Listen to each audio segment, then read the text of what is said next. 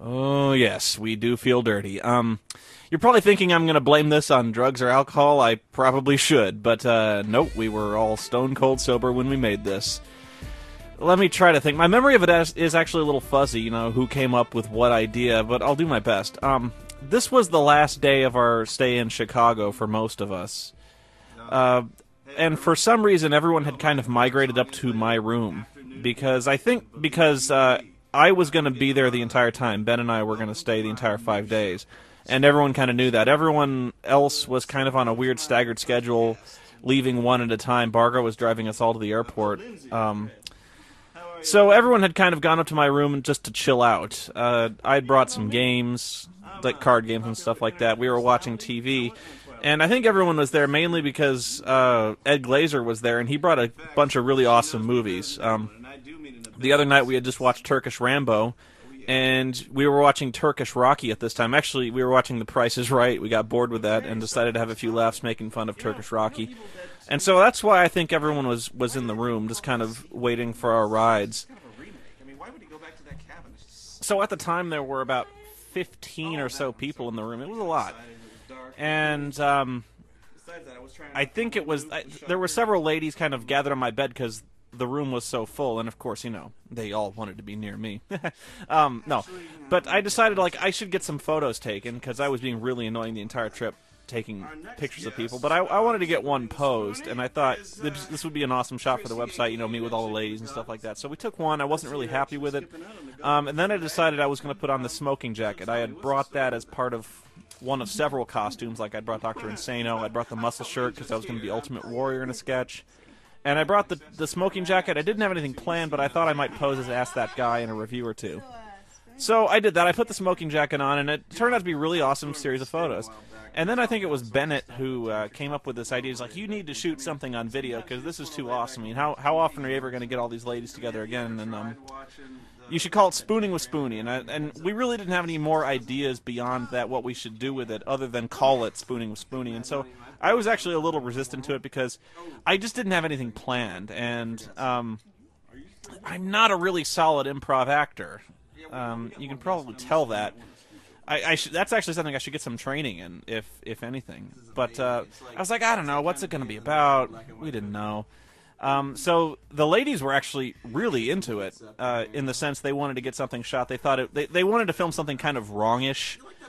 And so we kind of evolved into this idea over lunch or something like that, that it was going to be this video where all of a sudden one of the ladies wakes up, and I've already kind of launched halfway into this talk show thing where I'm like, I don't even know what it is, like some kind of underground semi-porn interview where, to get on the show you have to have slept with me, and then I start interviewing you, and all I ever know about the ladies is what I read off the note cards. It's like, that's how impersonal it is.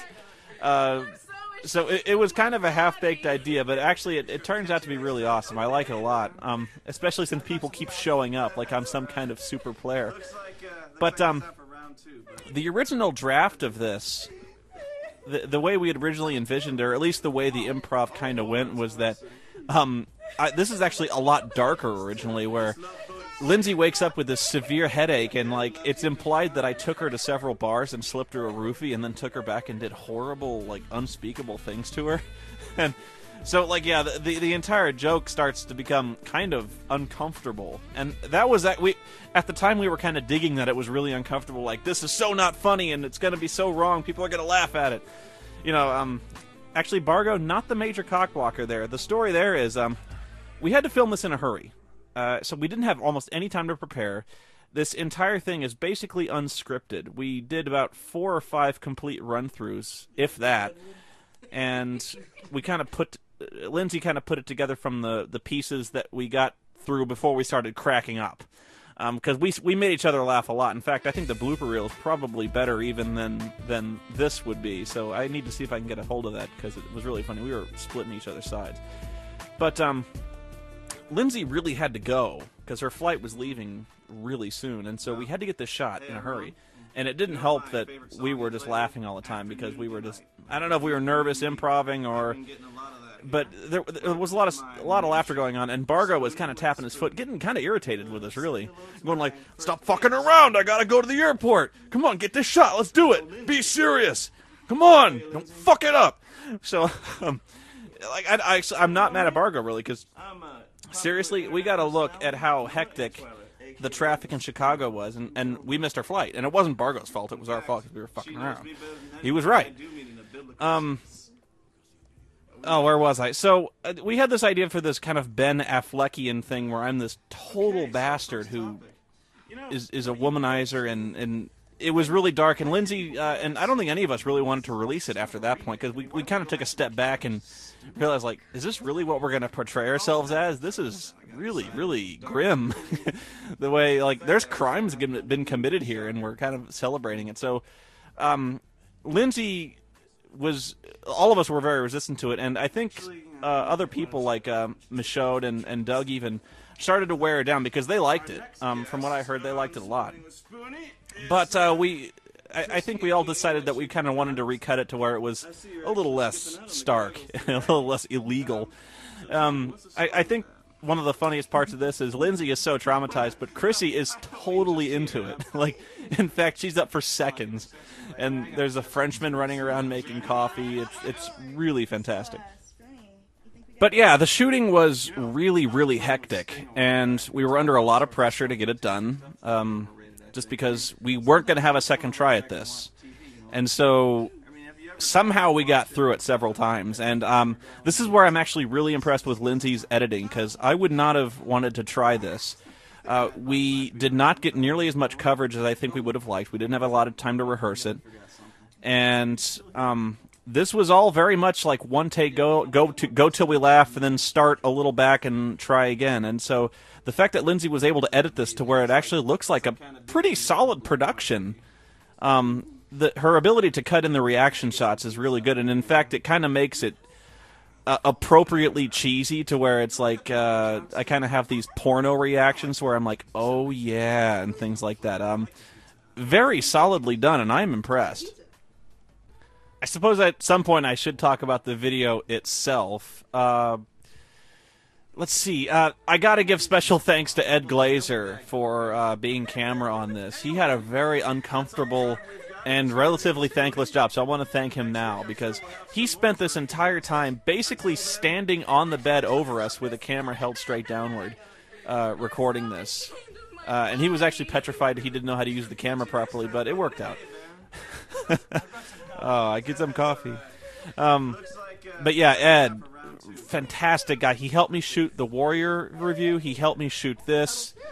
And I cannot thank that guy enough. So please visit his website, buy his stuff, because the guy is a real pal, and especially when I didn't treat him all that well to begin with. When he first sent me a copy of his movie Press Start, I kind of blew him off, and I feel terrible about that. So special thank you, Ed. You're a wonderful man, and I wish you nothing but success. I think we're going to go through this one more time so I can finally talk about this. I do have one special note. The cock blocker is not Bargo. The real cock blocker is that Aussie guy. Especially because before we were shooting, we were all sitting around. I'm trying to chill. I'm sore as hell. And Aussie walks into the room. He's like, "Spoony, man." I'm like, "Yeah, what?" He says, "We're supposed to go to lunch, man. I don't want to go to lunch alone." And I'm like, dude, and besides, I got all these ladies around me, like, laying around me, and they're just chilling. They're not, like, groping me or anything, but, you know, I'm pretty relaxed at the moment, Aussie, thank you. He's like, "But Spoony, it's like noon, man, and we gotta eat lunch." I'm like, dude, fucking busy here. But he's like, "You said we could go to lunch, man. Come on, man." He's like, "Well, are you just gonna hang around with all these ladies in your bed?" I'm like, "Yeah, that sounds delightful. Thank you, Dan." And so he stomps off in a huff. He comes back about a half hour later. You know, we're almost starting to shoot. He's like, "Are you still here, man? Dude, I'm fucking hungry." I'm like, "Dan, asshole. Like, can you imagine trying to pull a guy away from this? Like, you're like, I know, like, oh, he's just terrible. I hate that man." Anyway, the video. Yeah, Dan Rizzo is the cock blocking king, more so than Bargo. I mean, Bargo had flights to catch. I understand that. Dan wanted to catch lunch, and he wanted to hang out with the Spoony one. Spoony one's busy working his pimp hand, okay? You just wouldn't think he'd have enough time to cock block me as hard as he did. You know, what with all the videos he's cranking out around the clock. The shocker bit took about 6 takes to get through, I think. She was not expecting that. She just kind of asked spontaneously, "Why does my ass hurt?" And I was kind of rambling on about how I got excited. And I was like, then I was trying my new move, the shocker. And I think everybody lost it. It took several takes to get through that one. A funny bit that goes on beyond that was where I was trying out my new move, the shocker, and she kind of looks off in the distance like that Vietnam vet mile-long stare, and she goes, "It was your other hand." I go, "Really?" And I start sniffing my hands, and I go, "Oh, yeah, it is that one, thanks." And so, that was one of those really disgusting bits, but I love how Chrissy is so into it. Like, she's got this perverted bastard who is essentially a date rapist, and she's so smitten with this guy, almost like she's an accomplice to this horrible thing. Really makes no sense, but it's so dark. I love it. I think here she starts laughing, but it's so funny. The black and white cookie line killed, but actually an inaccurate metaphor. I believe Chrissy found the exact type of cookie that is involved, where it in fact has a chocolate and a vanilla cookie outsides with a cream filling. So in that way, the other cookie, oh man, I wish I could remember what it was, but that cookie is the more accurate type of cookie that this perverted act is like. I don't know if you can tell, but I'm actually kind of nervous here. Not because I'm with the ladies, but because I actually do not consider myself that good an improv actor. I think the main thought that was running through my head that made me so nervous was that when I get back, my girlfriend is going to murder me and then bury my individual limbs in hefty bags out in the Arizona desert. But she was actually amazingly cool with it, although she does keep threatening the next crossover to film a video called Linking Up with Linkara. I actually thought I did a good job because the whole shocker thing, the black and white cookie thing, that was on the spot. The Daddy Loves You Just Fine on the spot. So I'm actually kind of proud of myself the way this particular sketch went through. Anyway, this is starting to wrap up for the third time, so I think I'm going to call it to a close. I do have to thank the ladies for being such awesome sports when it comes to filming this. I mean, this was all kind of our idea together. But it does take a special kind of performer to be willing to portray yourself in basically a very negative light. So I think we all kind of showed particular dark sides to ourselves in this sketch. But that was kind of the point. This is a dark comedy. It's not meant to be taken seriously. And I think we cleaned it up because there were some subject matters we really weren't willing to make fun of. So, oh right, some people asked what a deadwood was, and I have no clue. I actually went and looked it up, and yeah, believe it or not, there are websites devoted to detailing just about every perverse thing you can do with genitalia. And deadwood, in fact, refers to a limp dick. I probably shouldn't have asked her that in hindsight, because yeah. Did you ever do a limp dick? No. But I actually thought it was at some point. Guys talk, and I thought it had something to do with like a cock ring or like rubber bands or that lotion that you use that desensitizes you. I don't know. I don't want to know. But yeah, no such thing as a deadwood. Should invent something though. I could trademark it. So, yeah. Awkward. Well, good night.